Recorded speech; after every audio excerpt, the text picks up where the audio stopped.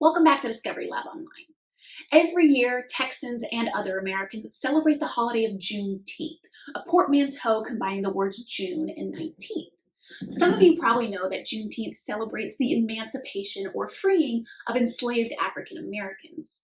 But when was the first celebration of Juneteenth?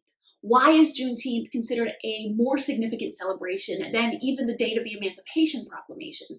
And how did it become celebrated throughout the United States, not just in Texas? To answer these questions, we need to jump back to the Civil War. The Civil War was a conflict between the North and the South that came to a head after decades of increasing tension over slavery. After the South seceded, Northerners fought to maintain the Union, but after 1862, emancipation became central to the goals of the war, thanks in large part to the efforts of enslaved people themselves. Throughout the war, many enslaved people escaped to Union lines, offering their help as laborers, guides, and spies. African Americans forced the Union to recognize their importance to the war effort, making President Lincoln seriously consider demands for emancipation. By the end of 1862, with the pressure put on the Northern Army by runaway slaves, Lincoln had become prepared to issue an Emancipation Proclamation.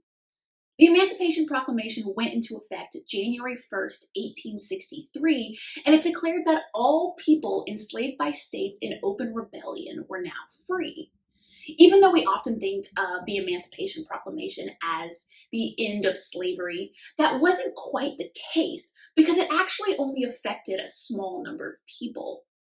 First, it only freed slaves in states that were outside the Union's control at the time in so-called open rebellion.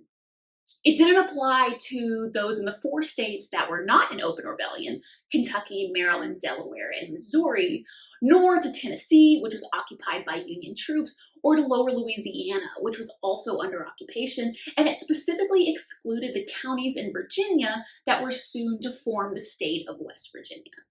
On top of that, even if slaves were in a state that was in open rebellion like Texas, it was difficult to enforce, particularly when the state had a very low Union presence. On top of the difficulties with enforcement, many parts of Texas were isolated, so in a lot of places, the news of emancipation took a lot longer to make it there, and when it did, slave owners had incentive to hide this information from the people they enslaved.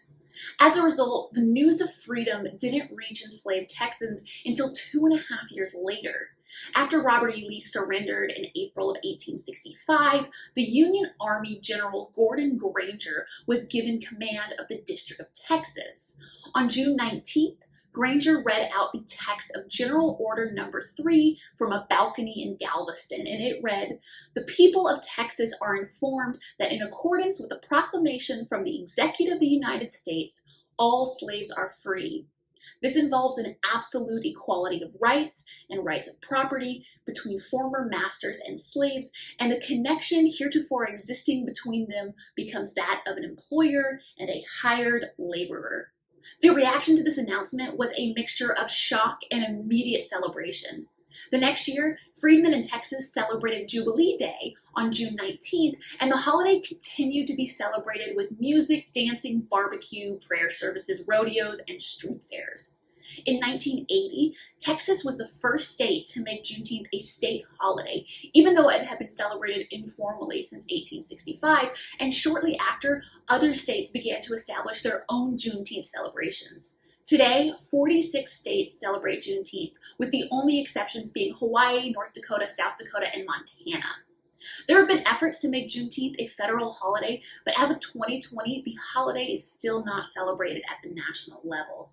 Even though formal slavery ended over 150 years ago, its legacy remains in forceful ways. Beliefs about white supremacy continue to infiltrate nearly every aspect of American society, including through racially charged violence, housing discrimination, voter suppression, police brutality, and more.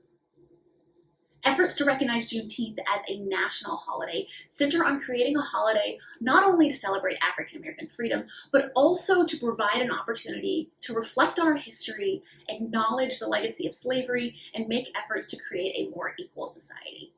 That's it for today. If you enjoy Discovery Lab online content, please let us know by subscribing to our YouTube channel or liking this video. And if you have any suggestions for future topics, send them to questions@fwmsh.org. Thanks for watching.